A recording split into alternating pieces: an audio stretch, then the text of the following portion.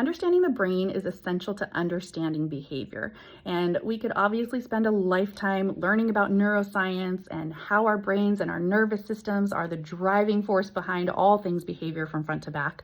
But in the context of this quick little positive discipline tool, understanding the brain means understanding that no productive communication or problem solving can occur while either you or your child is dysregulated.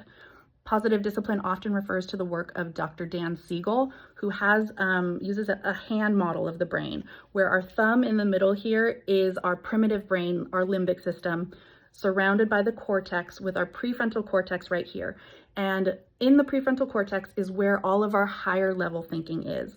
Our self-awareness, our empathy, our rational logic, our flexibility, all of the things that allow us to be productive communicators and problem solvers. When we're triggered or stressed and something causes us to flip our lids, all of this good stuff literally goes offline and it's inaccessible to us. We cannot use those skills.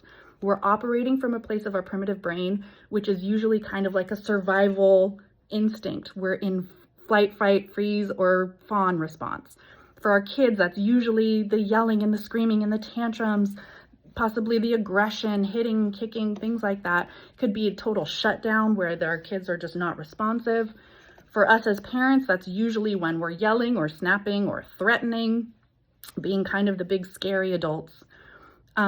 When either party is in this state, the only goal should be regulation. That usually means dropping whatever conflict is at hand and figuring out strategies to get your thinking brain back online.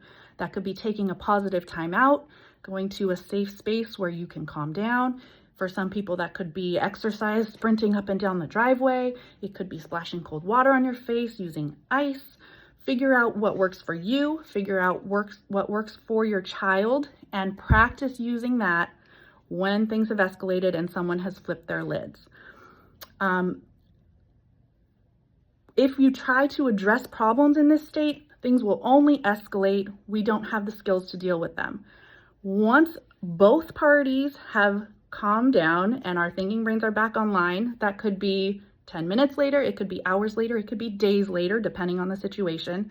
That's when you can circle back and readdress the issue at hand with clear communication and productive problem solving. It's important to remember that our kids' brains are undeveloped. Our prefrontal cortexes don't fully develop until our mid-20s. So our kids' brains are going to be doing this all of the time.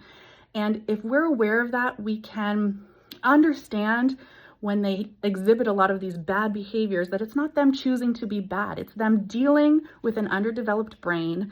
And that understanding allows us to know how to deal with the situation a little bit better and take things less personally. It's not them, it's just their brains. If you would like to learn more, Dr. Dan Siegel is a great resource in helping us understand the brain and how it relates to our kids and our parenting journeys.